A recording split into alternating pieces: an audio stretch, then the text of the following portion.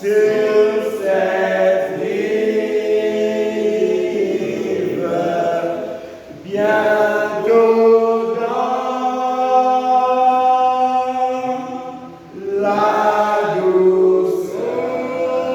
la douceur, nous nous rencontrerons sur cette rive. Amen. Que le Seigneur vous bénisse richement. Alors nous allons prendre la Bible dans 1 Corinthiens chapitre 15.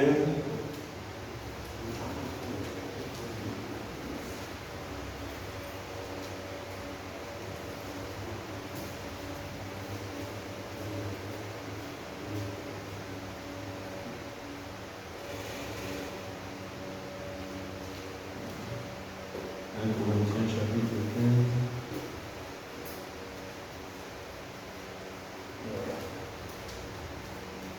Verset 50 à 54. Chapitre 15, verset 50 à 54. Alors la Bible nous dit: ce que je dis, frère, c'est que la chair et le sang ne peuvent hériter le royaume de Dieu, et que la corruption n'hérite pas avec l'incorruptibilité. Voici, je vous dis un mystère: nous ne mourrons pas tous, mais tous nous serons changés en un instant, en un clin d'œil, à la dernière trompette. La trompette sonnera et les morts ressusciteront incorruptibles. Nous serons changés. Nous serons changés. Car il faut que ce corps corruptible revête l'incorruptibilité et que ce corps mortel revête l'immortalité. Verset 54. Lorsque ce corps corruptible aura revêtu l'incorruptibilité et que ce corps mortel aura revêtu l'immortalité, alors s'accomplira la parole qui écrit: la mort a été engloutie dans la victoire. Amen. Amen. Alors, prenons dans 1 Thessaloniciens. 1 Thessaloniciens.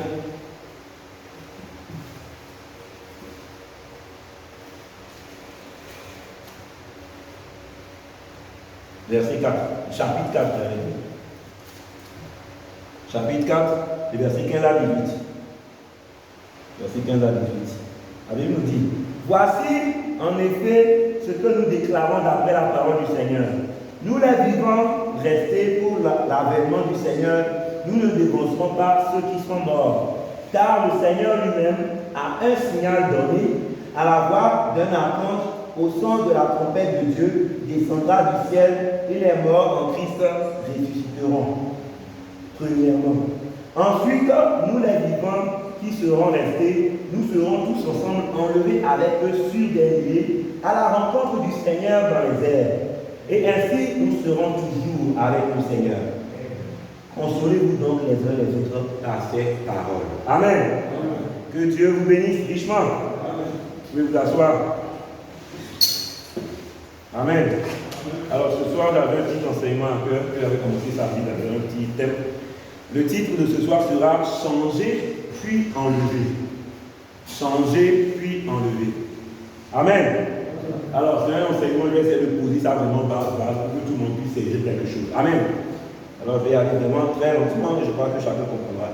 Alors toutes les églises, ou bien toute personne qui croit en Dieu, qui croit en la Bible, sait qu'il y aura un enlèvement. Et tous nous aspirons à partir dans cet enlèvement-là. Mais l'enlèvement, comme beaucoup le savent, n'est pas pour tout le monde. L'enlèvement, ce n'est pas tous ceux qui veulent. Non, je parle d'enlèvement, donc je parle. Ce n'est pas aussi simple que ça. Comme je l'avais dit samedi, il y a très peu de gens qui partiront dans l'enlèvement. Très peu de fractions par rapport à tout ce qu'il y a sur la terre aujourd'hui. Vous voyez? Comme Jésus l'a dit, éclater la porte, c'est le chemin qui mène à la vie. Il n'y en a que peu qui les trouvent. Mais c'est parce qu'il y a le chemin qui mène à la perdition. Beaucoup entreront par là. Dans cette génération de péché, il est difficile de se mettre en condition pour partir dans l'enlèvement. Mais quand on reçoit en nous celui qui peut, quand on reçoit en nous le Saint-Esprit qui peut vivre la parole de Dieu à travers nous, alors nous sommes capables d'être là en condition avec Christ pour partir dans l'enlèvement. Alors, la parole d'aujourd'hui, on l'a lu, ça nous explique clairement. Nous serons changés avant de partir là-haut. Mais quand on dit que nous serons changés, ça signifie quoi? Qu'est-ce que ça signifie? C'est ça qu'on va présenter dans ça. Nous serons changés, ensuite nous serons enlevés à la rencontre de Dieu. Amen. Alors, le titre, je répète, c'est changer puis enlever. Alors, je vais commencer par une citation, simplement. On va faire pas à pas, vous avez tout saisi. Alors, écoutez un peu. Écoutez sa voix, prêchez le 5 du 10e mois, 1958.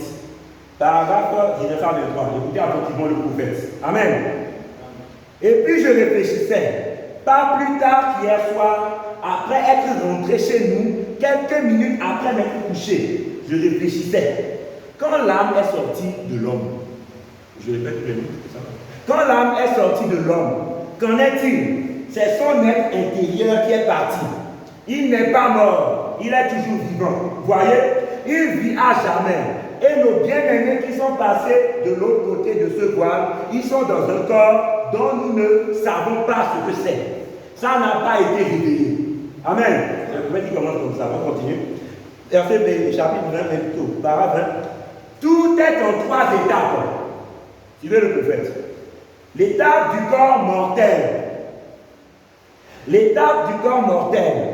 Du corps immortel et puis du corps glorifié. Amen. L'étape du corps mortel, puis du corps immortel et du corps glorifié. Amen. Là, nous question d'amour. Alors, corps mortel. Le corps mortel, corps immortel, corps glorifié. Je vous encourage à vous dire les citations à vérifier tous les contextes et tout à la maison. Voilà. Je pense que tout le monde sait n'est-ce pas? C'est ça.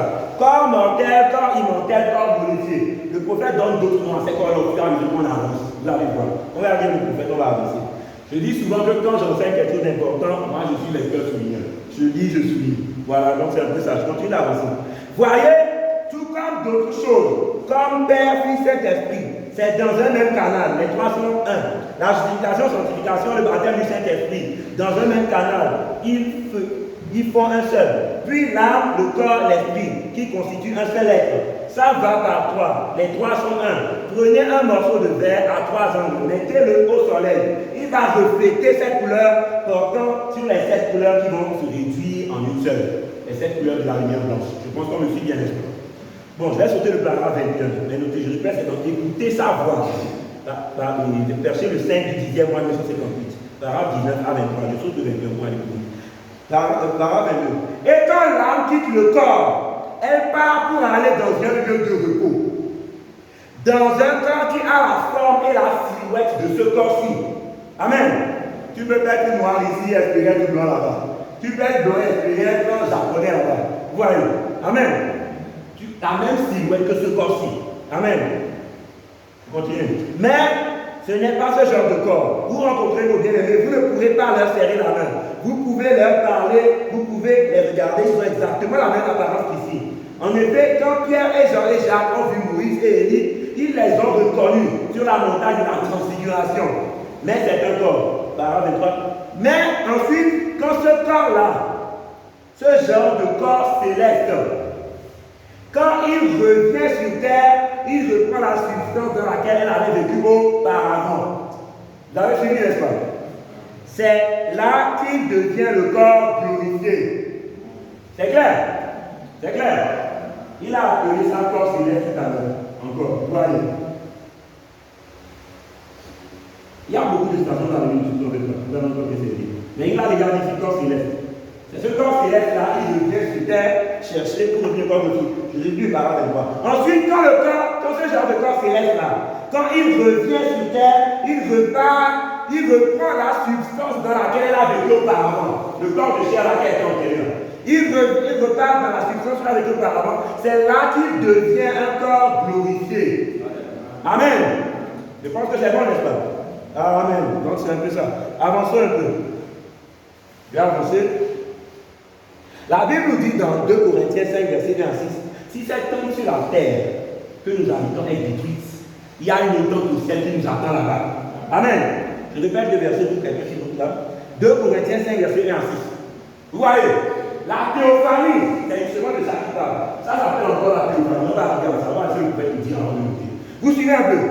La théophanie ce n'est pas pour tout le monde. Quand on dit que c'est le temps sur laquelle nous habitons et détruite, il y a une autre qui nous attend au ciel. Ce n'est pas pour tous les hommes. L'attente dont on parle là, c'est la théophanie. La théophanie, ce n'est pas pour tout le monde. C'est quand vous êtes né de nouveau que vous avez une théophanie. C'est quand vous êtes prédestiné au royaume des cieux que vous avez une théophanie. Quand vous mourrez en étant pécheur, vous n'avez pas de théophanie dans la présence de Dieu. Vous mourrez, vous allez en enfer ou bien bon, dans les lieux de tourment, comment on l'appelle normalement. L'enfer actuel n'a pas encore pris feu. Le pasteur qui regarde l'enseignement, il parlait des dimensions. Vous voyez un peu. En gros, c'est ça. Donc, regarde aussi un peu. Qui est ce Melchisédek? Suivant le prophète pas à pas.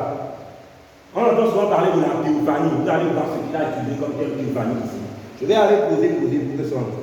Qui est ce Melchisédek prêché le 21 février 65, paragraphe 78. Écoutons le prophète.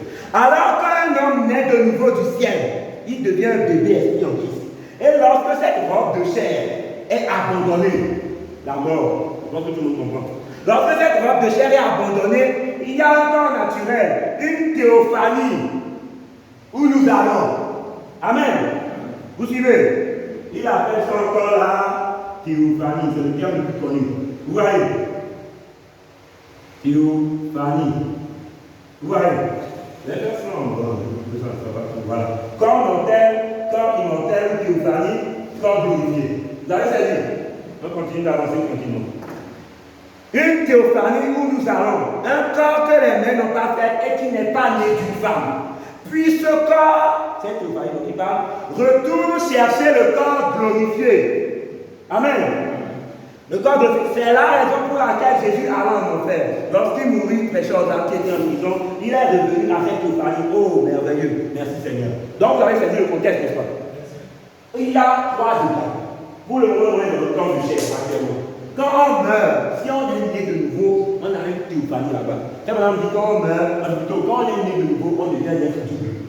Vous voyez? C'est ce que le prophète dit. Quand on meurt, en étant déjà né de nouveau, on théophanie là-bas. On meurt ici, on va dans ce corps théophanie là-bas.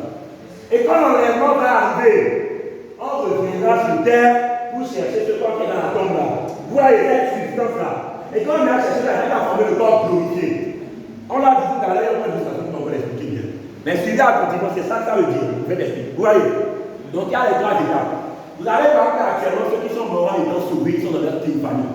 William Branham actuellement est dans sa théophanie là-bas. Il est dans ce corps immortel, dans sa théophanie. Parce qu'il a mené dans sa théophanie, avec ceux qui sont. Vous voyez un peu? Quand l'enlèvement arrivera, William Branham lui viendra avec sa théophanie. Son corps de poussière qui est dans la tombe là. Il reviendra prendre cette substance-là. Ça va former le corps glorifié. Et c'est avec ça qu'il ira dans l'enlèvement. C'est là qu'il a passé l'éternité, etc. Pour nous, ce qui se passe, c'est quoi? Nous, on est dans le corps du chef. Si on ne meurt pas et que l'enlèvement arrive, qu'est-ce qu'on va faire? C'est simple. Notre théophanie qui est au ciel déjà. On n'est pas mort pour entrer dans le corps ici. Notre théophanie, elle vient sur la terre. Et quand elle vient, elle va venir, je vais dire, fusionner avec notre corps. J'utilise le terme fusionner pour expliquer. Vous voyez? Frère, par exemple, utilise le terme, il a retrouvé notre corps, il a trouvé notre corps. Vous voyez un peu? Ça a déjà trouvé notre corps et là, on est changé, on est encore glorifié.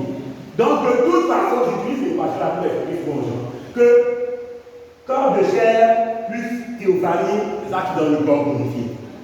Vous saisissez? On va lire d'autres citations qui vont encore bien clarifier ça. Mais la théophanie et le corps de chair doivent se trouver pour former le corps glorifié. Quand on est vivant, on est dans le corps de chair, la théophanie vient, on est changé d'instant.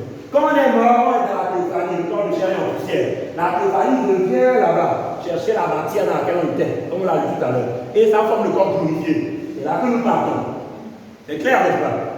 Ok, on va avancer. Doucement, doucement, pas à pas.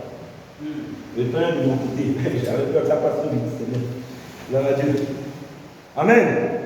Alors, vous allez voir que dans la Bible, le Seigneur a dit qu'il ne fait pas mal à de ces petits Égyptiens. Parce que leurs anges regardent continuellement la face de mon Père. Connaissez ça? Quand on dit leurs anges regardent la face de leur Père, ce n'est pas toujours leur ange lié à leur don ou leur ange gardien sur la main. C'est pas ça. Frère Branham explique que dans ce contexte là-bas, là, c'était la théophanie dont il parlait. C'est Frère Branham qui dit. Vous voyez, parfois quand on parle de ton ange, on parle d'une vertu qui est avec toi. L'ange de la guérison, la puissance et tout, etc. Ça, c'est plein de choses qu'on peut prêcher une autre fois. C'est pas le sujet aujourd'hui. Mais vous voyez. Mais là, quand on parle d'ange dans ce verset-là, que leur ange regarde continuellement la face de mon Père, le prophète nous dit que les anges en question, c'est la théophanie. C'est-à-dire qu'on a les corps sur la main. Ils sont l'image de l'homme qui est ici. Quand il est jeune, si tu commences à vieillir, lui, il continuera à ressembler à toi quand tu avais environ 20 ans. Je sais plus quel âge tu as exactement, mais elle est environ de 20 ans là, quand tu es au meilleur de ta forme. Alors que la vieillesse s'installe. Vous voyez, si quelqu'un est vivant ici aujourd'hui et qu'il a 50 ans ou 60 ans, là, ta théophanie est jeune, là, la ne change pas. Vous voyez, c'est comme ça. Il commence à venir, il redeviendra jeune. À l'image, c'est que vous voyez, il dans le corps glorifié. Je pense que vous avez bien saisi ça. Amen. Ok, je vais lire une petite histoire qu'on peut trouver dans Actes chapitre 12. L'histoire où Pierre était en prison. J'aimerais qu'on décortique comme ça. Le prophète nous a décortiqué ça et j'aimerais qu'on puisse voir ça. Actes chapitre 12, pour ceux qui prennent le livre. Mais je vais lire la citation. Branham commente Actes chapitre 12. Amen. Alors, c'est dans la prédication Hébreu chapitre 3, paragraphe 82 à 90. Écoutez un peu l'histoire, s'il vous plaît. J'aimerais que vous suiviez attentivement. On va faire ça comme une leçon d'école, disons, à l'école. Suivez attentivement. Pierre a vécu une expérience une nuit pendant qu'il priait. Cette même lumière est entrée dans le bâtiment. Quand Pierre était en prison et tout, pour ceux qui veulent connaître. C'est ça. Elle a ouvert les portes devant lui. Il est sorti dans les rues. Pierre croyait rêver. Il était tellement loin, c'est vraiment qui parle. Il ne savait pas ce qui s'est passé. Il a dit, est-ce que je viens de me réveiller?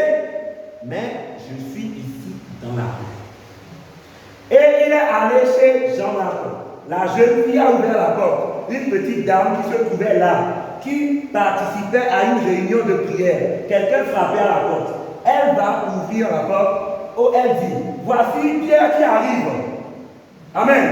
Alors, normalement, Pierre était en prison, il était condamné à mort, pour ainsi dire. Genre, il était sûr que lui, il allait finir pour aller en prison. Tout d'un coup, voici la femme là, et Pierre lui, l'ange l'a libéré de prison, la lumière et tout. Il est venu, il va à l'église la plus proche, et il frappe à la porte. C'est les frères qui ont souvent le connaître. Quand il frappe à la porte comme ça, voici une des servantes qui est la Bible, c'est une servante, qui vient voir comme ça. Mais c'est Pierre. Elle annonce aux gens que c'est Pierre, qui est là tout là. Les gens ont pas cru. Mais Pierre lui devait dire mort. Maintenant, écoutez ce que les gens ont dit de ça. Voilà. Vous êtes en train de prier, là, c'est la réponse, je reviens plus loin. Il est allé chez Jean-Marc, c'est Pierre. Et la jeune fille a ouvert la porte. Une petite dame qui se trouvait là, qui participait à la réunion de prière. Quelqu'un frappait à la porte. Elle va ouvrir la porte. Oh, elle dit, voici Pierre qui arrive.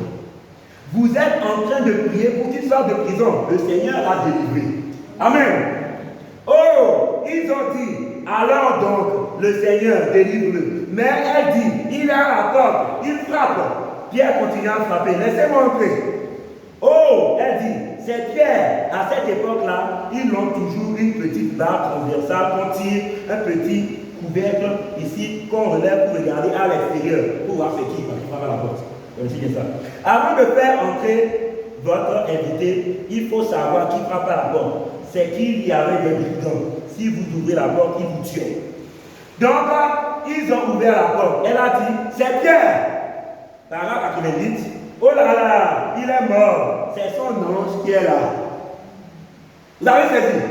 Oh, il est mort. C'est son ange qui est là. C'est dans la Bible, vous avez dit ça. Abraham répète ça. C'est son ange qui est là. Vous voyez?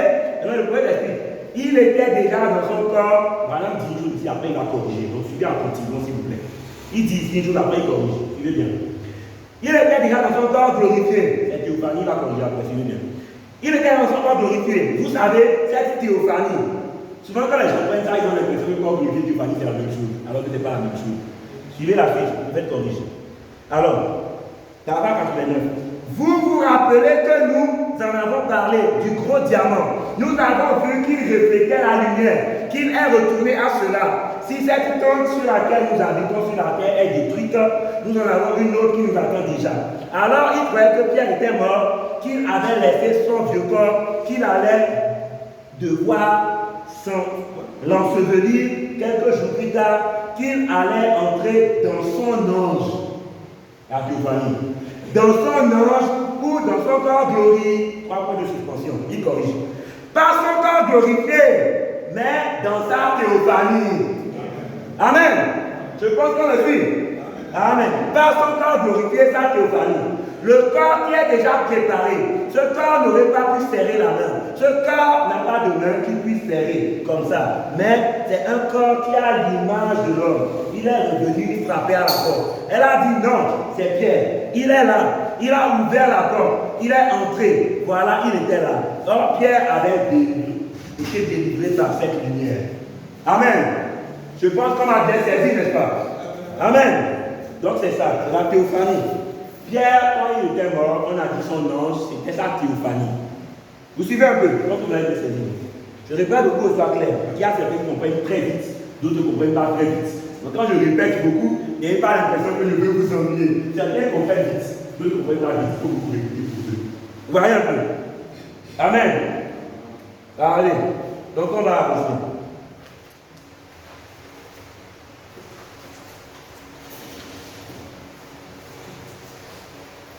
Prenons donc qui est ce Melchisedec. Pour ceux qui viennent d'arriver, le titre c'est changer puis enlever. On va voir un peu de la théophanie de tout ça. Alors, qui est ce Melchisedec?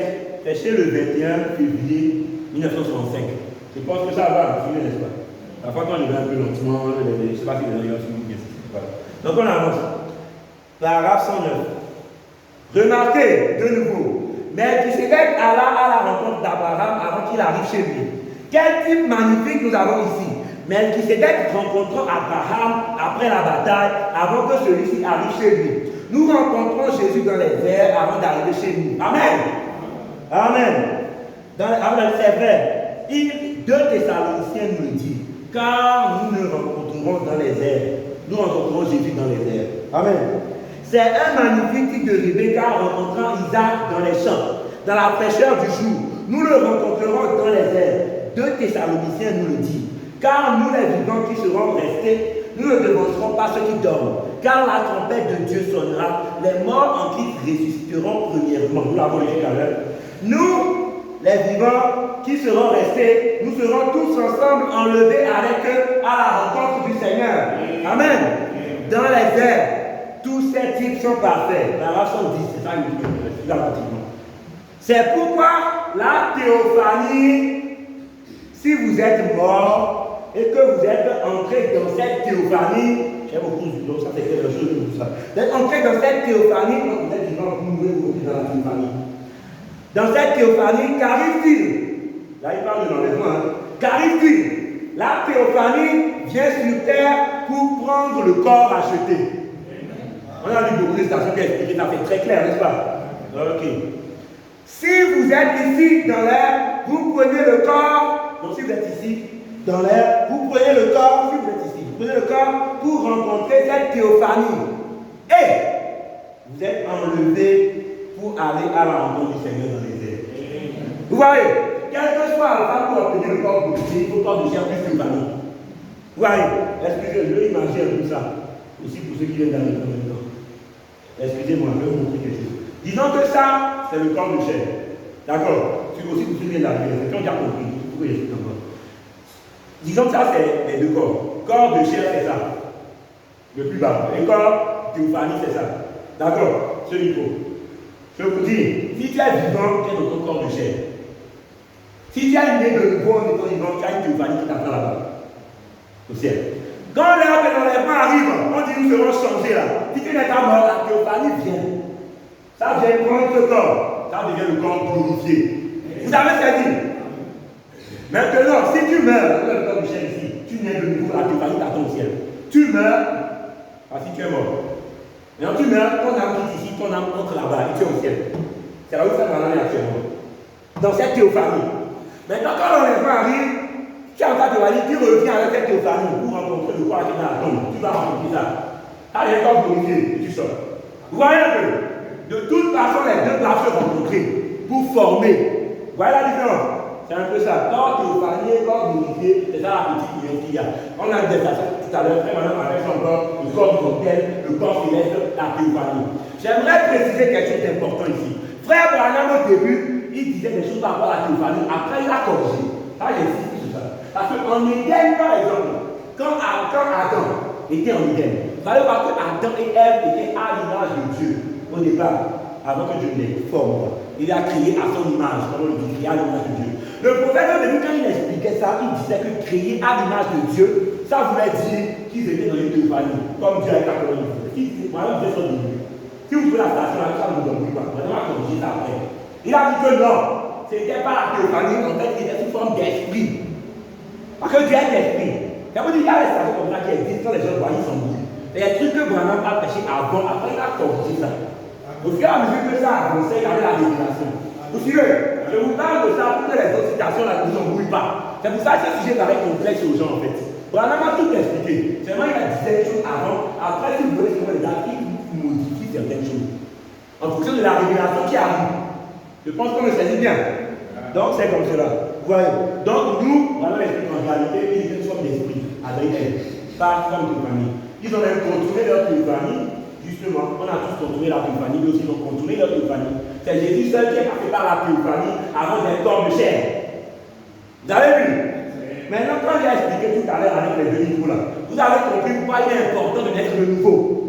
Si vous ne naissez pas de nouveau, vous n'avez pas de théophanie là-bas. Votre corps ne pourra jamais devenir corps glorifié. Vous n'irez pas dans les morts. La chair et le sang ne vont pas au royaume du Père. Donc, quand vous serez à ce corps-là, vous ne pouvez pas partir. Il vous faut possibilité de modifier ça. Pour ça, il faut une théophanie là-bas. Vous voyez, si vous ne naissez pas de nouveau, vous n'avez pas de théophanie. Donc, n'espère pas ne pas naître de nouveau et partir dans l'enlèvement. Ça ne marche pas. Il n'y a aucune chance que tu puisses aller dans l'enlèvement si tu n'es pas de nouveau, mon frère, ma soeur. Amen. Il vous faut une théophanie. Amen. Pour former le corps glorifié aussi. On va avancer avec le prophète, pas à pas. L'adoption 4, prêché le 22 du 5e mois, c'est le mois de mai, je crois, 1960. Écoutons le prophète. Il c'est dans le même sens. Après, on va passer à la deuxième partie de là. Alors, et puis, qu'est-ce que ce sera quand vous serez très loin dans la rédemption, avec un corps tout neuf? Vous savez comment il s'agit, n'est-ce pas? Une famille. Un corps tout neuf, vous serez redevenu un jeune homme et une jeune femme, de nouveau. Et vous n'allez plus jamais mourir. Voilà. Et vous regarderez en bas sur la terre. Si là, pratiquement, là, il schématise. Quand tu es mort, tu es en ta compagnie. C'est bien. Et vous regarderez en bas sur la terre. Vous pensez, j'aurai du plaisir à manger les raisins et à boire une bonne eau fraîche. Mais, vous savez, ici, je n'en ai pas besoin. Amen.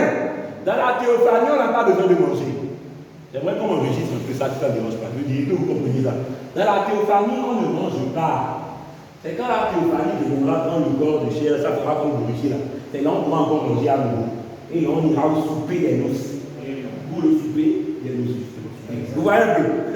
Quand vous avez un peu, vous voyez un peu. Donc, c'est ça. Dans la théophanie, actuellement, les voilà, ça ne va pas bien manger. Les voilà, ça ne va pas bien manger. Actuellement. Ils sont là-bas. Amen. Donc, les corps qui ont besoin de manger, là, c'est à partir là. Il faut qu'ils reviennent à nous là-bas. J'aurais du plaisir à manger du raisin, à boire une bonne eau fraîche. Mais ici, je n'en ai pas besoin. Mais un jour, Jésus viendra. Et aussi là-bas, il attend encore l'enlèvement. Bien sûr. Jésus viendra. Et ce corps angélique, il appelle ça aussi corps angélique. Vous voyez un peu? Voilà. Et puis quand on fait ça, ne vous oubliez pas. Vous voyez? Avant, il confondait du pari comme on dit avant. Après, il a tout le monde. Là, il y a quelque chose de plus actuel. C'est ça, ça mélange parfois les gens. Vous voyez, là, c'est clair. Alors, écoutez bien. Jésus reviendra. Et ce corps angélique, cette théophanie où j'habite, c'est la théophanie. Cette théophanie où j'habite, pas de suspension. Il ne sortira plus du sein d'une femme. Il ne sera plus produit d'un désir sexuel. Mais, parce que lui, il est né sans qu'il y ait de désir sexuel, je ressusciterai sans cela. Il prend la place de rien dans la théophanie, en train de réfléchir. Je ressusciterai sans cela. Alors un jour, il parlera. Il dit, qui parlera? Jésus. Amen. C'est important pour la fille. Après, on va voir la voix de la réponse tout à l'heure, vous voulez que c'est Jésus. Il parlera, c'est lui qui parle, il faut bien sûr le connaître. Il parlera, et les morts en Christ ressusciteront. Et le corps où j'ai habité un jour. Amen. Quand tu es dans ta théophanie, le corps où j'ai habité un jour. Amen. Je fais le truc un peu les plus comprennent. D'autres qui ont compris. Je ne vais pas pour ceux qui ne comprennent pas. Ok. Je ressusciterai sans cela. Alors un jour, il parlera et les morts qui ressusciteront. Et ce corps où j'ai habité un jour, il ressuscitera. Donc quand il va revenir comme ça, ce sera un corps glorifié. Amen. Ok. Et je marcherai, je parlerai, je vivrai, je me réjouirai. Alléluia. Amen. Je vivrai tout au long des âges éternels à venir par Jésus-Christ notre Seigneur. Voilà, c'est ça l'évangile. Amen. Amen. La théophanie, il vous en faut une pour pouvoir partir dans l'air. Vous devez naître de nouveau afin d'avoir une théophanie. Et quand la cloche sonne, la théophanie vient. Ça prend ce corps, c'est ça qui fait le changement de notre âme. Nous serons changés en un là. C'est ça. Quand Jésus était dans son corps glorifié, il pouvait même traverser les murs. Il a traversé à la résurrection de Jésus. Jésus a traversé les murs pour venir chez la vie. Il y a plusieurs autres moments où vous pouvez expliquer, mais si je dis trop tout, on ne va pas, ça va être compliqué. Vous voyez, je vais vous expliquer une chose. Jésus a fait le même parcours. Ah, disons que lui, bon, il n'est pas dans son corps Michel, il n'est pas eu aussi bien. Quand Jésus était sur terre dans son corps Michel, quand Jésus était sur terre, après son ministère, quand on l'a crucifié à la croix, il est mort. Quand il est mort, il a été enterré. Quand il a été enterré, donc il est parti maintenant en enfer, Jésus, pour aller évangéliser, c'est la Bible qui le dit, pour aller parler aux gens qui, au temps de Noé, là, au temps du déluge, ceux qui ont été perdus à cette époque-là, Jésus allait en prison pour les prêcher encore. Vous voyez que, est-ce que la Bible dit, et le prophète ne parle pas de ça. Et quand j'étais là-bas, ça va dire qu'il était dans sa théophanie là-bas. Vous voyez, Jésus, quand il était dans sa théophanie, pour aller là-bas, théophanie. Évidemment, Jésus était le nouveau, il était évident. Donc il avait une théophanie, il a la théophanie là-bas. Très clair. Donc il fait la théophanie de Michel. Quand il est allé là-bas en prison, après tout ça, quand il est ressuscité le troisième jour, c'était dans son corps glorifié. Voilà que, on ne va pas parler du ça, mais en tout cas, c'était le corps glorifié, c'était revenu. C'est pour ça que dans ce corps-là, il pouvait traverser les murs. C'était une sorte de fusion, c'est le thème actuel. C'était une sorte de fusion entre le corps Théophanie et le corps Michel. J'ai dit avec ça. C'est pour ça qu'il était à la fin dans ce corps angélique, corps angélique. Dans ce corps angélique et dans le corps mortel, les deux ensemble. Ça, c'est le corps glorifié. J'ai dit dans ce corps glorifié-là. C'est pour ça qu'il pouvait traverser les murs. Les apôtres ont pu prendre l'esprit, l'esprit. Mais on lui a donné à manger, il a quand même mangé. Parce qu'il avait fait dans ce corps Michel là aussi. Vous voyez que Théophanie, corps de chair, quand il était dans ce corps glorifié, il pouvait manger. C'était ça l'histoire. Amen. C'est pour ça qu'il traverse les lieux, mais qui veut quand même manger. Il n'est pas un esprit, c'est juste le corps glorifié. C'est un peu, soit entre les deux. Voyez un peu. Maintenant, vous allez voir qu'après cette partie de corps et tout, je pense que tout le monde a bien compris. On va maintenant parler un peu plus de l'enlèvement en nous-mêmes. Que se passera-t-il quand nous serons enlevés? Que se passera-t-il quand l'enlèvement viendra? La première chose à noter qui est très importante, l'enlèvement est secret. Est-ce que quelqu'un peut me donner un amen? L'enlèvement est secret. Ce n'est pas tout le monde qui verra ça.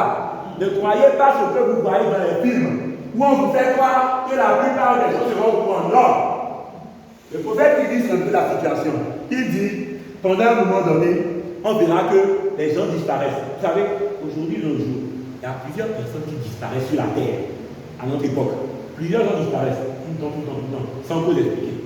Il y en a plusieurs. Le prophète a donné un nombre là, qui avait combien 500 qui disparaissent par jour, quelque chose comme ça. J'ai oublié le nom qu'il a donné. Mais le prophète, on va regarder les gens qui sont tués à terre tous les jours. Et on comprendra pourquoi les prophètes disparaissent, il y en a tout le temps. Même sans catastrophe naturelle ou quoi que ce soit. Il y a tout le temps ça. Maintenant, quand les gens disparaissent sur les gens, quand l'enlèvement arrivera, c'est simple. On entendra seulement dire, ah, il y a ce nombre de fanatiques là-bas qui croient au message des vrais vraiment le truc là. Les gens là, laissez-les. Il paraît que certains d'entre eux ont disparu. C'est quoi ce fanatique? Laissez-les avec le fanatisme là.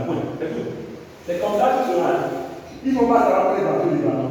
Ils vont non, certains ont disparu dans ce groupe là-bas, il paraît. C'est tout. Le prophète il dit ça comme ça, ce sera juste comme ça. Ce sera secret, nous ne saurons pas. Voyez, c'est comme quand Jésus était avec Jean-Baptiste. Donc, quand j'étais avec les disciples, ils posaient des questions sur Jean-Baptiste. Ils disent, pourquoi les cris disent qu'Élie va revenir premièrement? Jésus leur dit, Élie est déjà venu, et vous ne vous en êtes pas rendu compte, vous ne savez pas. Mais il y a maintenant ce qui arrivera, Quand les gens se rendent compte qu'ils sont dans la tribulation, dans ces moments de souffrance, ils disent, mais l'enlèvement de l'argent avant, c'est déjà passé. Mais vous n'en êtes pas rendu compte. L'enlèvement est déjà venu, mais vous ne le savez pas. C'est comme ça. Ce sera le départ soudain et secret de l'épouse. Ce n'est pas pour tout le monde. C'est seulement pour les prédestinés. C'est seulement pour ceux qui sont nés de nouveau. C'est seulement pour ceux qui ont la théophanie. C'est pourquoi mon frère, ma soeur, quel que soit ce que tu fais, reçois d'abord le Saint-Esprit dans ton âme.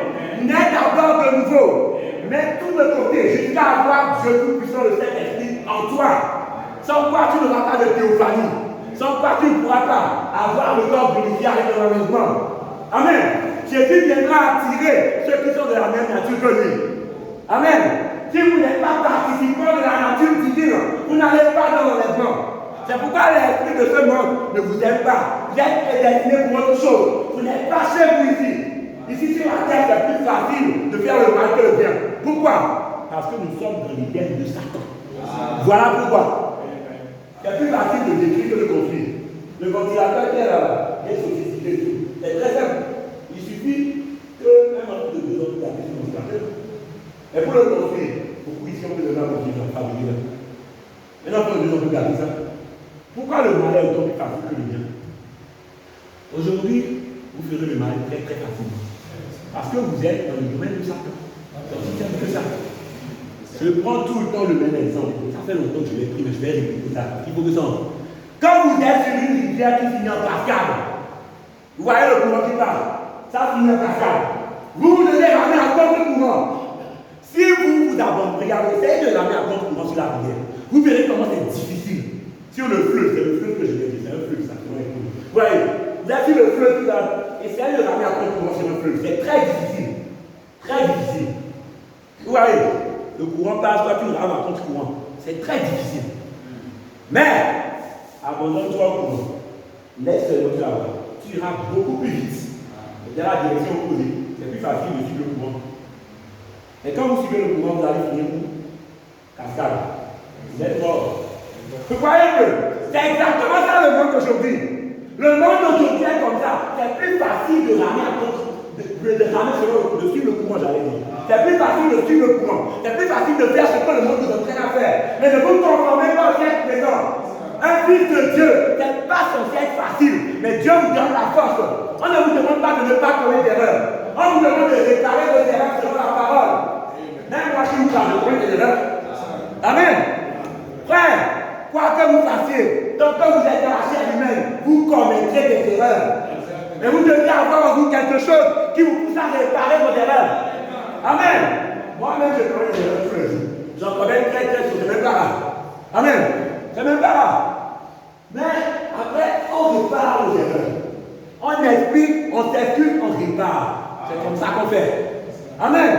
Quand tu fais quelque chose envers Dieu, répare aussi selon la parole envers lui.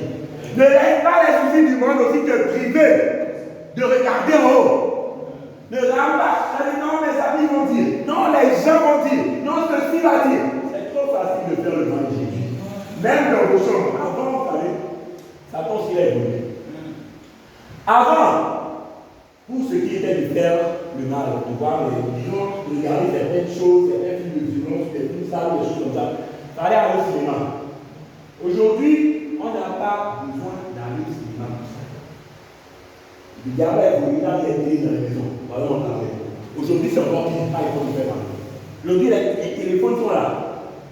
Mais moi, j'ai vu les téléphones, c'était mieux. Téléphone tactile, c'est encore devenu compliqué. Même leur départ, c'était bien. Mais après, maintenant, les publicités bizarres. Tu perds, tu le sens comme tu veux. Tu ne maîtrises pas les publicités qui peuvent apparaître chez toi. Tu as pourtant en paix, les publicités arrivent, ils peuvent faire. C'est comme ça. C'est difficile de ramener à contre-courant. C'est normal. Mais vous devez le faire. Ah oui? Vous devez le faire. Comment est-ce que vous allez le faire? Il faut que vous receviez en vous le Saint-Esprit qui vous donne le pouvoir de le faire.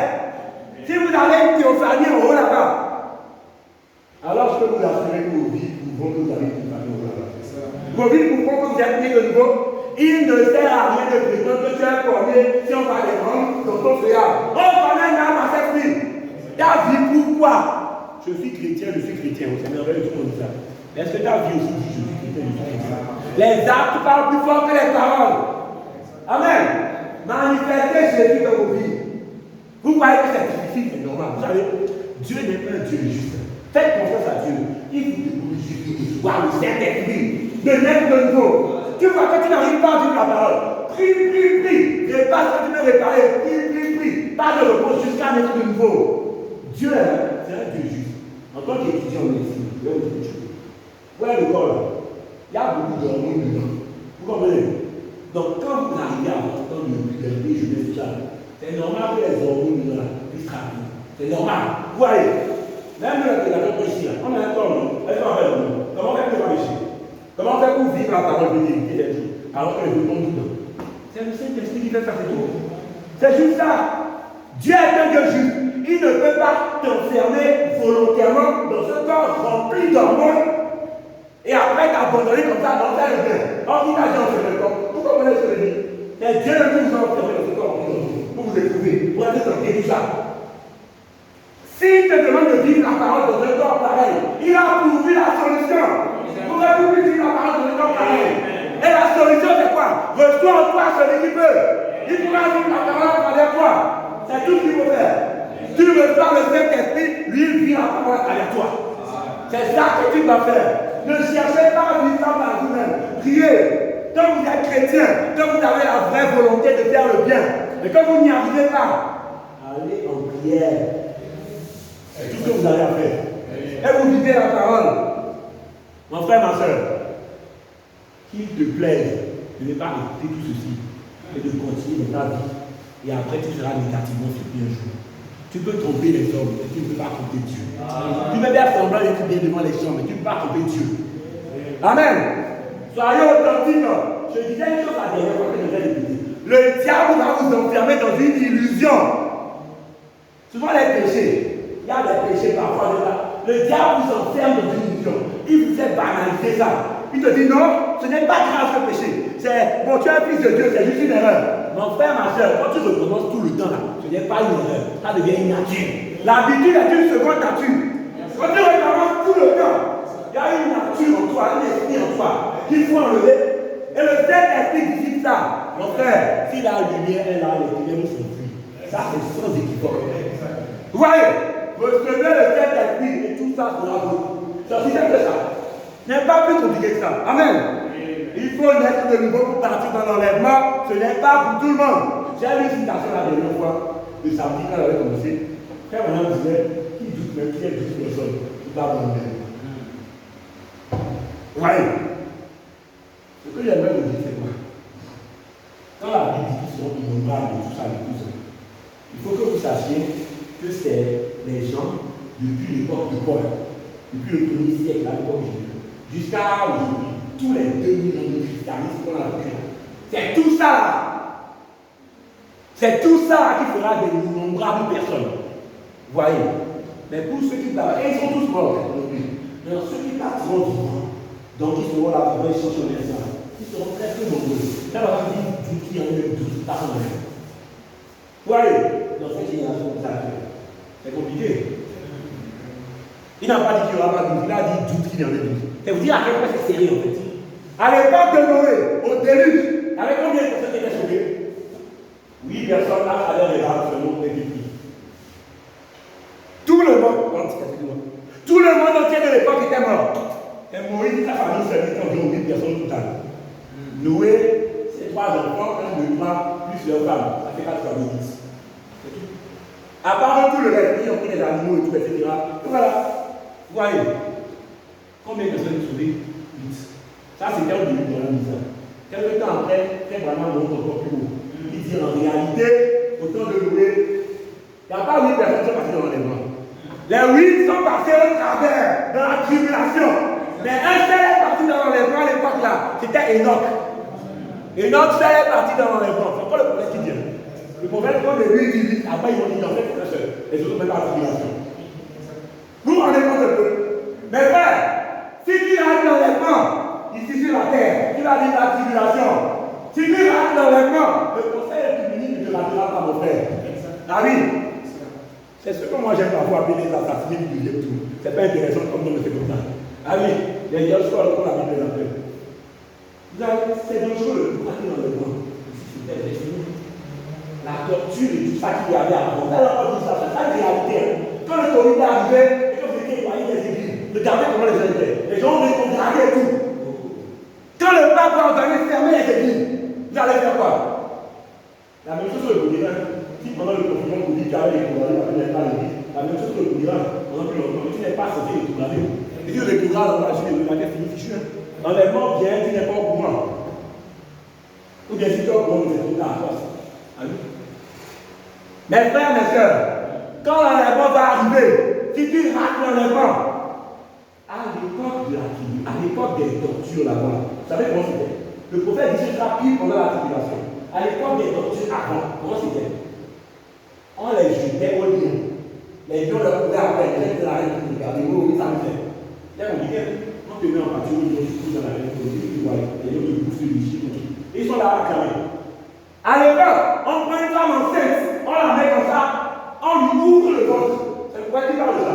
On lui ouvre le ventre, ça va enceinte comme ça, on lui ouvre le ventre, et après les soldats partent sur le sexe de lui. Marie se lève. Allez, homme, femme, le bébé, garçon, fille. Il parle, et après il ouvre le ventre, il dit, ah, c'est là, il avait pas de son. Ah oui, hein? C'était compliqué. Mais à cette époque qui arrive, ça sera encore pire. On le dit, viens un jour vous écouterez ceci pour la dernière fois. Que ferez-vous alors? Mes frères, ne ratez pas l'enlèvement. Ça ne fait rien d'être grand devant les hommes, alors que Dieu connaît vos cœurs.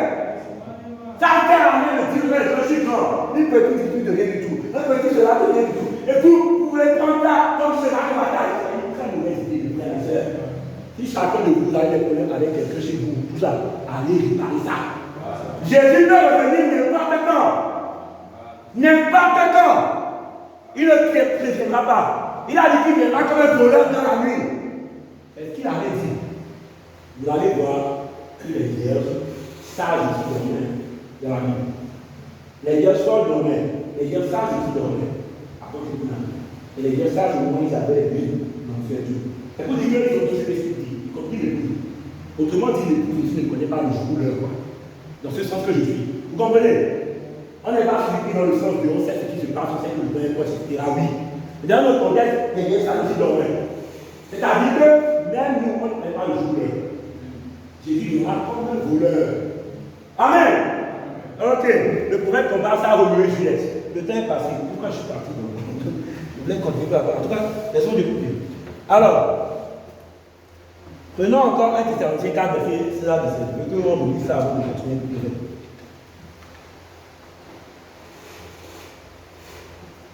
1 Thessaloniciens.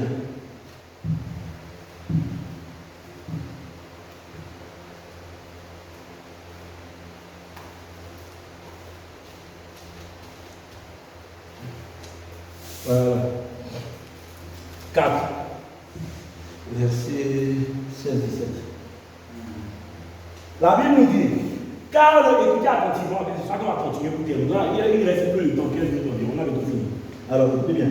Car le Seigneur lui-même a un signal donné, à la voix d'un archange et au son de la trompette de Dieu, descendra du ciel, et les morts en Christ ressusciteront premièrement.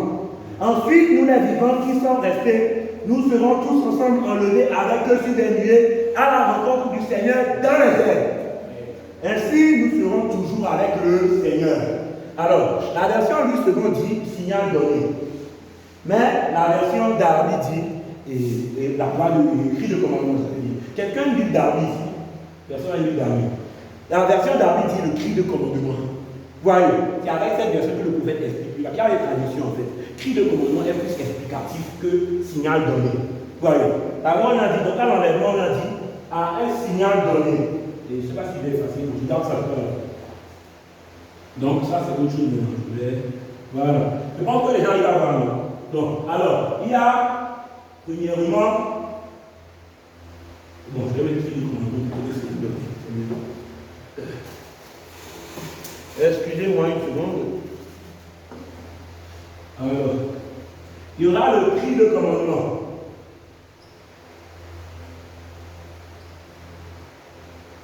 Voyez, ça c'est la version d'Arby qui dit le commandement. Mais ici on dit signal. Cri de commandement. Deuxièmement, il y aura le verset qu'on vient de lire, la voix de l'archange. Vous voyez? Voix de l'archange. Troisièmement, son de la trompette. N'est-ce pas? Amen. Ok, je pense que tout le monde a regardé, n'est-ce pas? Voilà. Maintenant, donc c'est ça pendant l'enlèvement. Maintenant, c'est quoi le cri de commandement, la voix de l'archange et le son de la trompette? Je n'ai pas allé en profondeur. En réalité, on pourrait prendre chaque sujet en profondeur en réalité. Mais il me reste environ 10 minutes. Je vais juste passer rapidement et je pense que les gens vont bien comprendre. Amen. À la fin, vous pouvez voir aussi pour la photo ce que vous voulez. Bon, alors j'avance. Dans la prédication, l'enlèvement de Frère Branham, prêché le 4 décembre 1965, parmi les dernières prédications. Amen. Alors, paragraphe 130, je répète, l'enlèvement, prêché le 4 décembre 1965, paragraphe 130, c'est pour ceux qui prennent notes, que je répète comme ça. Le prophète dit, 3 choses doivent arriver avant que Jésus ne paraisse. Un cri de commandement, une voix, on va dire une voix, la voix de la une voix, une trompette. Amen. On continue. Prenons le cri de commandement. Le prophète explique. Jésus fait ces 3 choses pendant qu'il descend. Un cri de commandement, qu'est-ce qu'un cri de commandement?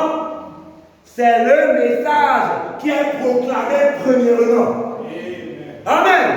Le cri de commandement, c'est le message qui est proclamé premièrement. Amen. Je ne vais pas trop traîner, je me le temps était bon au début, mais je suis parti dans l'évangélisation, là, j'ai terminé. On continue par la 141. L'enlèvement toujours, c'est avec ça qu'on va terminer l'enlèvement. Alors, continuons. Il a ordonné que ces choses soient maintenant.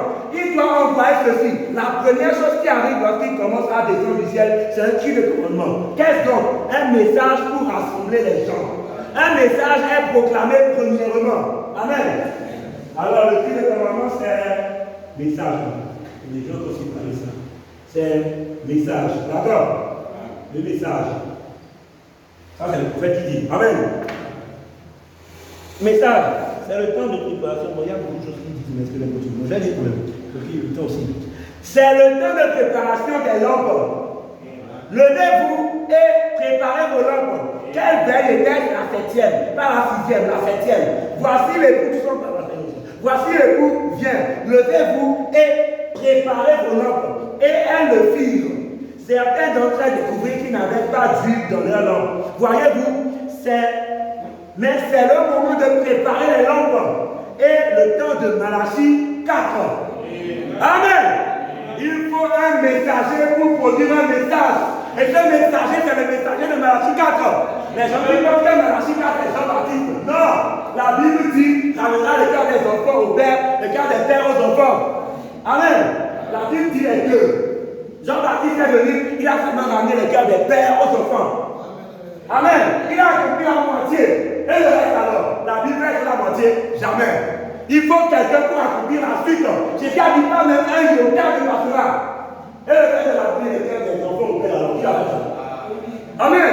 Alors le prophète promet dans Apocalypse 10, verset 7. Au jour de la voix du 7e ange, lorsqu'il s'entend de la trompette. Amen. Voyez, le mystère de Dieu s'accomplira. Voyez, il faut quelqu'un qui révèle un mystère. Et qui a révélé le mystère? Il faut un prophète pour révéler le mystère. Amos 3:7 nous dit que Dieu ne fait rien sur terre. Il faut avoir d'abord à faire Amos 50 ans. Que Dieu bénisse. Frère Amos 50 ans. Amos 3:7 nous dit un prophète ne fait rien. Donc plutôt, Dieu ne fait rien sur terre sans avoir d'abord annoncé par ses serviteurs les prophètes. Amos 3, le verset 7. Et la Bible qui le dit. Ouais, il faut un prophète pour accomplir Apocalypse 17. Il faut un prophète pour accomplir la suite de Malachie 4. Deux sont liés. Amen. Et quand ce prophète le dit, il faut le reconnaître. Si vous ne le reconnaissez pas, apprenez l'étape même de l'enlèvement. Il y a vous écrit. Il vous faut ça. Il faut que le commandement va dans le que le commandement a le message. Alors, si vous n'êtes pas vous devez déjà avoir créé le commandement avant de continuer. Voyez un peu. Amen. On continue. traite de côté au début, il m'a trahi. Hein. Allez, donc je continue. Ou bien, je vais sauter. Je vais sauter. Alors, bon, je vais prendre le paragraphe 152 à 154. Je vais expliquer ça il reste 7 minutes. J'avance. L'enlèvement, toujours le même, paragraphe 152 à 154. Je vais lire un peu dans les yeux. Premièrement, il y a un cri de commandement, puis une voix et ensuite une trompette. Un cri de commandement, c'est un message qui prépare les gens. Ça, c'est clair. La deuxième chose, c'est une voix. La voix de la famille. C'est une voix de résurrection. Je viens de répéter la référence pour ceux qui veulent dire. L'enlèvement, prêché le 4 décembre 1965, paragraphe 152. La voix de l'archange, on aime trop mystifier, ça monter, c'est vrai qu'on peut faire des connexions, mais il faut que la résurrection de la terre, c'est juste ça, c'est la voix de la résurrection. Et on avait vu au début, j'ai insisté, que Jésus, c'est lui qui parle pour que les gens ressuscitent, si vous vous rappelez. J'ai insisté, je ne sais pas, la voix de l'archange, c'est Jésus qui parle. Quoi, il y a plusieurs contextes, on peut mélanger, mais je vais parler dans tout ça, il y a plus de temps. Un autre jour, on peut aller au fond de sa voix. Mais pour le moment, gardez comme ça, quand le poète me dit. La deuxième chose, c'est une voix de résurrection. Amen. Vous savez. Amen. Résurrection. La voix de l'archange, c'est la voix de résurrection. Et ici, continuez expliquant. Résurrection, c'est la même voix forte qui dans Jean. Bon, je reprends le. La deuxième chose, c'est une voix de résurrection. C'est la même voix forte qui dans Jean 11, verset 38 à 44, appela Lazare hors de la tombe. Amen. C'est Jésus, on est d'accord. On l'a dit un peu plus tôt aussi. Amen. Mais, appela Lazare hors de la tombe. Le rassemblement de l'épouse, dans le message de la même, puis la résurrection des morts pour être enlevé. Amen. Maintenant, observez comment les trois choses arrivent. Les trois choses là. Il est dans le texte de l'apôtre. Quelle est la chose suivante? C'est une trompette. La troisième étape. Une trompette. Un cri de commandement, une voix, une trompette. La troisième chose, c'est une trompette. Et c'est elle qui, à la fête des trompettes, a toujours appelé les gens à venir à la fête. Et il y aura le souper de l'épouse. Le souper de l'agneau avec l'épouse dans le ciel. Amen. La fête des trompettes, on sait tous c'est quoi. La trompette appelle les gens à venir à la fête, comme il a dit tout à l'heure. Et ça dit, quelle fête il s'agit? Ce que l'épouse constate tout le temps. Il y aura une fête dans le ciel. Vous allez, et vous êtes invités. C'est le souper des noces dont on parle. Et la trompette vous appelle à ça. Amen. On continue. Alors, il reste le premier sur moi sur ça. Alors, la première chose qui s'est produite, la première chose qui s'est produite, c'est son message qui appelle l'épouse à se rassembler. La chose suivante, c'est la résurrection de l'épouse qui dort. Celle qui mourut dans les autres âges, depuis Paul, depuis le départ, depuis tout ça. Ils vont tous ressusciter. Depuis les apôtres et tout. Les apôtres sont dans la théophanie aussi là-bas. Tous là-bas, ils vont ressusciter après. Amen. Je veux le parler pour vous dire. La première chose qui s'est produite, c'est un message qui appelle l'épouse à se rassembler. La chose suivante, c'est la résurrection de l'épouse qui dort. Celle qui mourut dans les autres âges. Ils sont enlevés ensemble. Et la trompette les appelle à la fête dans le ciel. C'est ça qui arrive, mes amis. Amen. Ça, c'est le prophète qui dit. Vous avez saisi. C'est tellement simple. Je pense que c'est clair, n'est-ce pas? C'est simplement laisser le prophète vous parler. Je dis toujours que quand j'enseigne quelque chose, plus la chose est profonde, plus se devient lecteur souligneur. J'ai jamais lu souligner. Il y a tellement de choses qui ont donné tellement d'avis. À la fin, j'aime que les choses profondes là, vous écoutez le prophète ici. C'est tout. Comme ça, vous connaissez la vie de frère pendant tout ça. Quand vous écoutez ceci, c'est la autre chose que ça ne vous étonne pas. Amen. Alors, on va plus d'avancer. Le frère est très content. Que Dieu te bénisse. C'est notre oui, comprend. Alors, j'avance. Bon, il n'y a pas pratiquement fini pour ce soir, mais prochainement, il faut que vous sachiez. Et la prochaine fois que j'aurai l'occasion, je vais continuer un peu le thème encore. Cette temps-ci, je n'ai même pas donné le nom du thème. En fait, le nom de mon thème, c'est l'enlèvement et les choses à venir. C'est ça le nom de mon thème. J'ai commencé ça samedi passé par une exhortation, je dis j'ai enseigné de ça. Prochainement, je vais encore la prochaine fois que j'aurai l'occasion. Je vais encore enseigner ça, tout ça. Sinon, que l'esprit qu'on dise. Amen. Donc, c'est un peu ça. Prochainement, quand j'aurai l'occasion. Donc, c'est un peu ça. Bon, mais je vais quand même vous brosser un peu la suite. Un tout petit peu selon par une citation. Après, j'ai retourné. D'accord. Après l'enlèvement, que se passera-t-il? Jusqu'à la nouvelle terre. que prochainement, j'entraînerai sur de l'enlèvement à la nouvelle terre. Écoutons juste ce truc-là, après je m'en vais. Question et réponse. Il y a plusieurs. Prêchez le 30 du 8e mois. Le 30 du 8e mois, le soir. 1964. Question 392 et paragraphe 75. Donc la question, c'est la question 392. Et frère Branham répond à ça au paragraphe 75. Écoutons la question et la réponse. On pose une question à frère Branham répond. Écoutons. Puis, puisque l'âge de l'église est terminé et a été prolongé dans l'obscurité, que l'épouse a été appelée, nous sommes déjà dans la période de la tribulation, on ne devait pas venir. Il répond en expliquant tout le processus. Écoutez le prophète. Non, non, non. 3 fois. Vous, 3 points de suspension. J'aimerais avoir plus de temps pour m'étendre là-dessus. Vous voyez, l'épouse, écoutez bien, quand elle sera enlevée, c'est là que l'âge de l'église prendra fin. La Odyssée finira dans les morts. La Odyssée sombre dans le chaos. L'épouse entre dans la gloire et la période de la tribulation s'installe. L'épouse ne passe pas par la tribulation. L'église épouse ne passe pas par la tribulation. Nous, on est au ciel, au souper des noces. Pendant les 3 ans et demi que je vois la tribulation, on le voit sur ça prochainement. Mais je continue là aussi. Donc, mon cher, je reprends. Quand l'épouse, qu'elle sera enlevée, là, je dis qu'on va faire. La Odyssée sombre dans le chaos. L'épouse entre dans la gloire. Période de la tribulation s'installe sur les vierges endormies pendant 3 ans et demi, au cours desquels Israël reçoit sa prophétie. Les 2 témoins d'Apocalypse 11 pour les anciens. Ensuite, la tribulation s'installe sur Israël. Ça, c'est un peu comme l'Église. La tribulation ira sur Israël après que les tribulations est finie. Quand les témoins d'Apocalypse sont finis, la tribulation ira sur Israël aussi. Une parenthèse qu'on ne plus tard. Alors, la tribulation s'installe sur les vierges endormies pendant 3 ans et demi, au cours desquels Israël reçoit la prophétie. Ensuite, la tribulation s'installe sur Israël. Ensuite, a lieu le combat d'Armageddon, qui détruit toutes choses. Puis l'épouse revient avec l'époux, ici sur terre, pour 1000 ans, le règne du millénium. Amen. Après cela vient le jugement du trône blanc. Amen. Il y a la de Dieu dans l'autre, il y a la de Dieu. Après cela viennent les nouveaux cieux et la nouvelle terre. Et la nouvelle vie qui descend du ciel auprès de Dieu. L'éternité et le temps fusionnent. Amen. Amen. C'est comme ça que ça va se passer. Vous voyez, souvent quand on est à l'école, on nous enseigne l'histoire, géographie, on nous parle de l'histoire du passé, la Première Guerre mondiale et tout ça, etc. Tout ça. Mais nous, quand on enseigne ici, on parle d'histoire géo du futur. On vous enseigne le futur, parle d'histoire géographie. Parce qu'on a reçu un prophète qui nous a donné une révélation. Amen.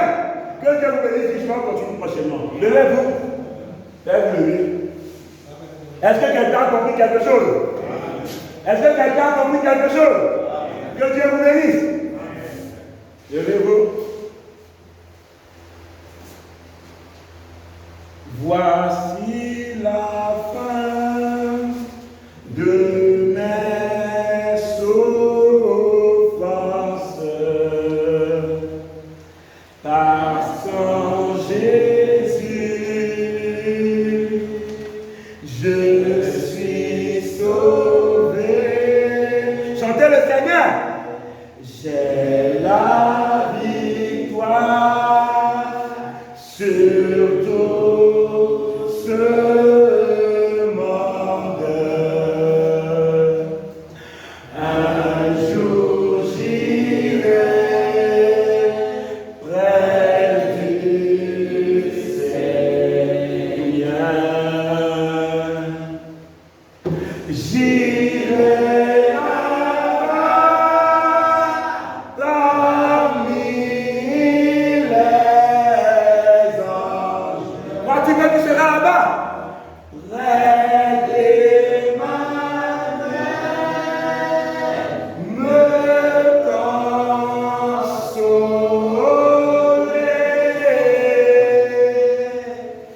Passons mon temps à la louange. Dire à Jésus un grand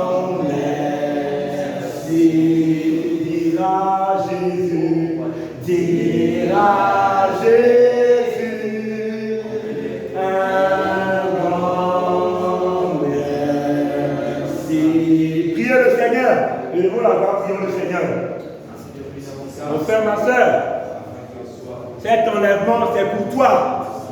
Jésus a sacrifié sa vie pour toi parce qu'il t'aime. Ne laisse pas le diable te berner. Tu coûtes la vie de Dieu. Tu coûtes la vie de Dieu. Quelqu'un qui coûte la vie de Dieu, quand il prie, Dieu l'écoute. Priez sincèrement. Que le Seigneur vous donne de faire partie des gens qui iront dans l'enlèvement.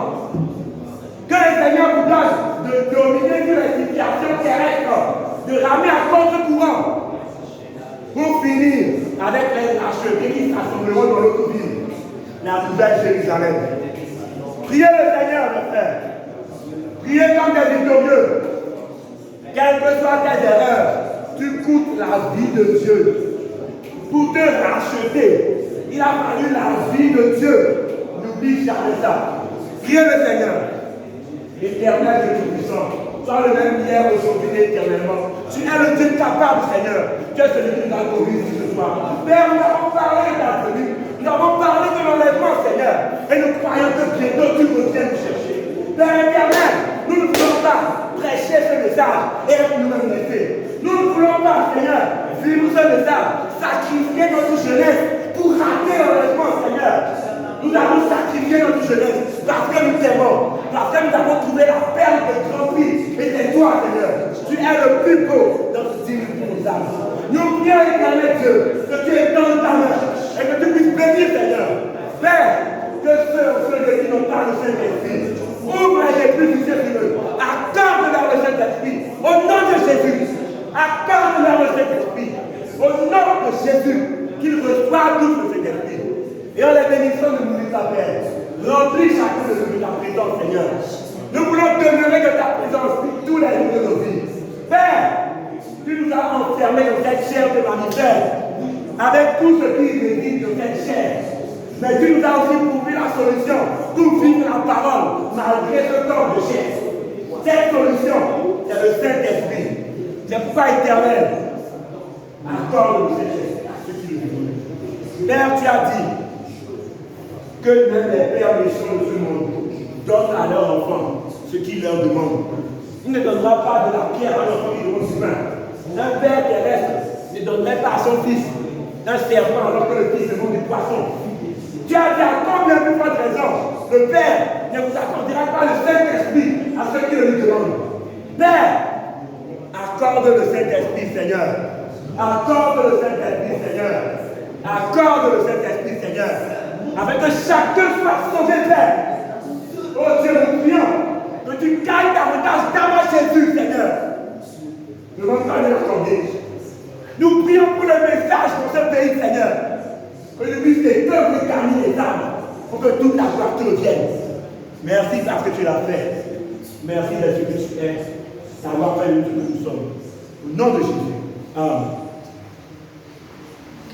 Mon frère, ma soeur, comme j'ai eu à le dire tantôt, Dieu t'a enfermé dans une corde, dans une chair. Et cette chair est remplie d'hormones et de toutes choses qui peuvent te pousser à faire le mal. Mais n'oublie jamais que Dieu a aussi pourvu la solution. C'est le Saint-Esprit.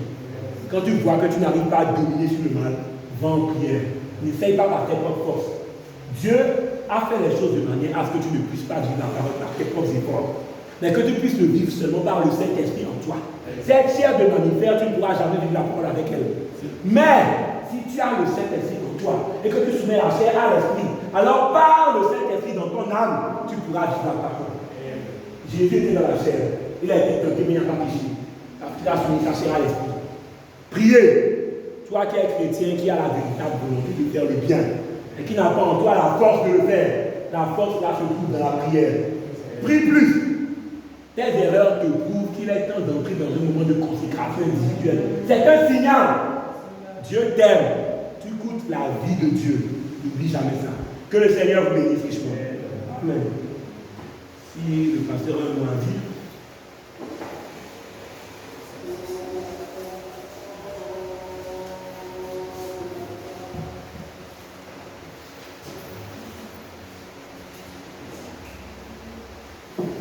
Que Dieu vous bénisse. Est-ce que vous avez aimé la parole? Que Dieu bénisse le Frère Jordan. Amen.